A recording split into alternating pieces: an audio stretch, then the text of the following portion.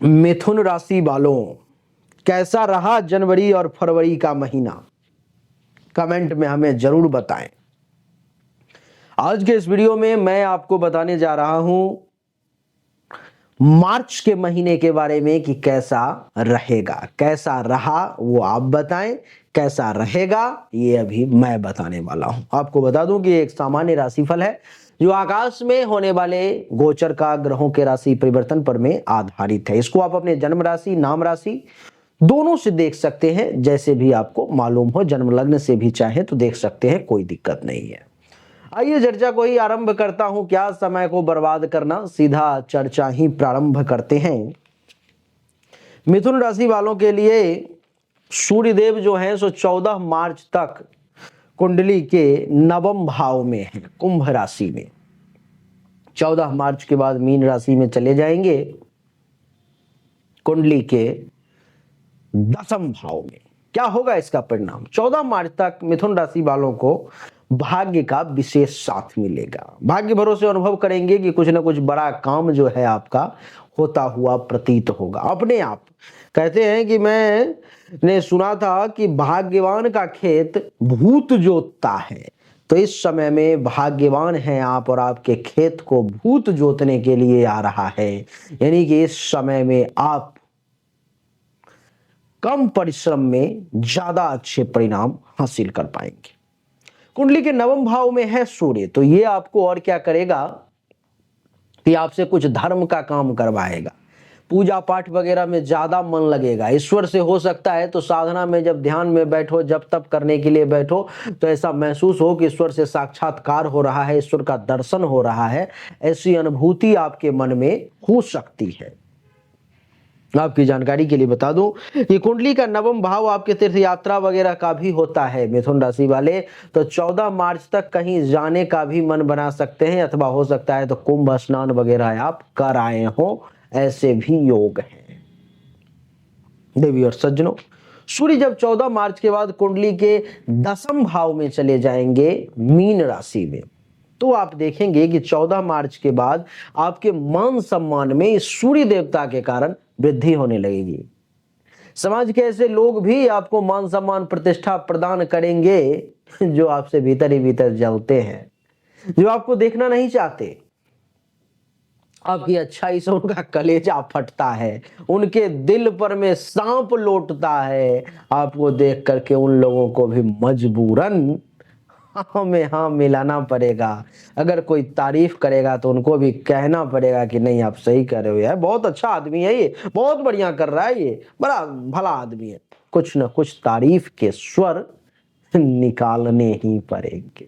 देवी और सज्जनों, आपकी जानकारी के लिए मैं बता दूं कि कुंडली के 10वें भाव में बैठा हुआ ये सूर्य 14 मार्च के बाद पिता से विशेष लाभ दिलवाएगा आपको। पैतृक संपत्ति का ज्यादा से ज्यादा लाभ, ज्यादा से ज्यादा सुख मिलने के योग आपके लिए ये सूर्य बना रहा है। कोई पैतृक संपत्ति का ऐसा मामला था जो फंसा हुआ था, जो नहीं वापस हो पा रहा था, वो संभल नहीं रहा था, वो ठीक नहीं हो पा रहा था, तो आपकी जानकारी के लिए मैं बता दूं कि उन मामलों को आप बहुत आसानी से ठीक कर पाओगे। वो काम जो है सो हो जाएगा। सूर्य की सप्तम दृष्टि चौथे भाव पर में है, यानी कि लग्जरी में सूर्य 14 मार्च के बाद वृद्धि करने का प्रयास करेगा, आपके लग्जरी को बढ़ाने की कोशिश करेगा। सुख भोग विलास की सामग्री इस समय में आपको ज्यादा प्राप्त होने के योग मुझे दिख रहे हैं। सूर्य इस कुंडली में तीसरे भाव का मालिक है, अर्थात पराक्रम का मालिक है। पराक्रम का मालिक 14 मार्च से पहले भाग्य के घर में है, यानी कि पराक्रम और भाग्य का संगम हो गया, अर्थात भाग्य का साथ मिलेगा। पराक्रम दिखाने की बस जरूरी है। कब तक? 14 मार्च तक। 14 मार्च के बाद जब 10वें भाव में चला जाएगा कर्म के घर में, तो पराक्रम और कर्म का संगम हो गया, यानी कि पराक्रम दिखाना है, परिश्रम करना है, मेहनत करना है, कर्म करना है, सफलता आपको सूर्य प्रदान करेगा। सूर्य के लिए किसी उपाय को करने की आपके लिए इस महीने में जरूरत नहीं है।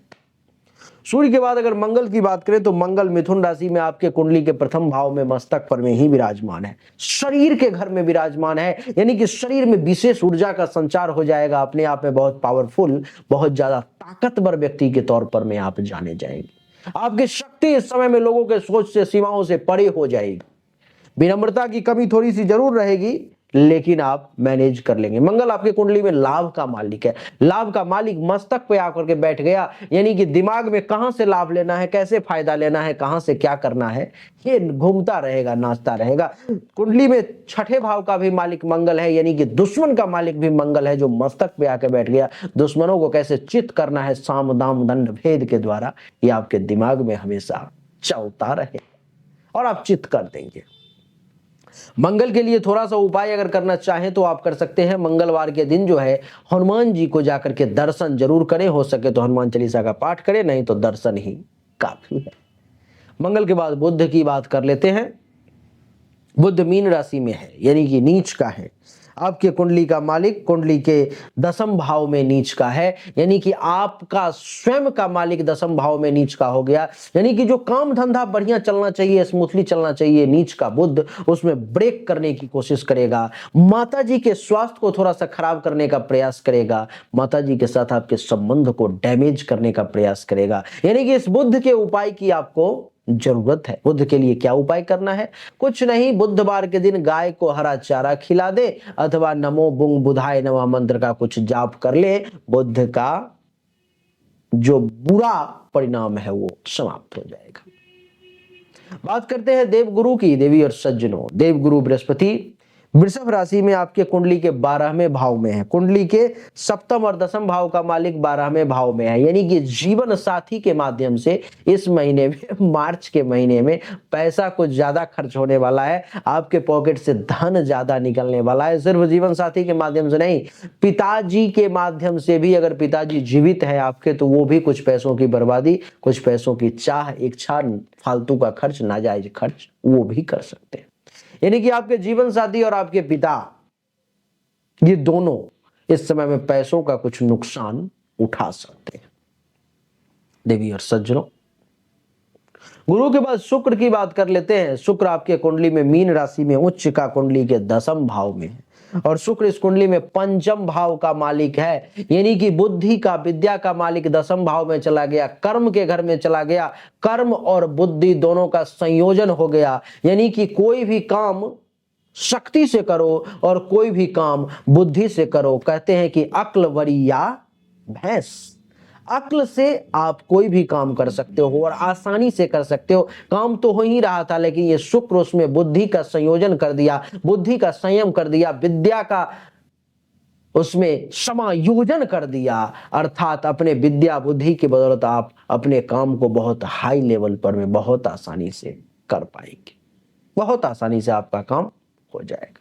देवी और सज्जनों, आपकी जानकारी के लिए बता दूं कि शुक्र पंचम भाव का मालिक है और उच्च का बैठा हुआ है दसम भाव में, तो आपको इस समय में मोटा लाभ मिलने का योग जो है सो बनता हुआ प्रतीत हो रहा है। मोटा लाभ, बड़ा फायदा आपको मिल सकता है।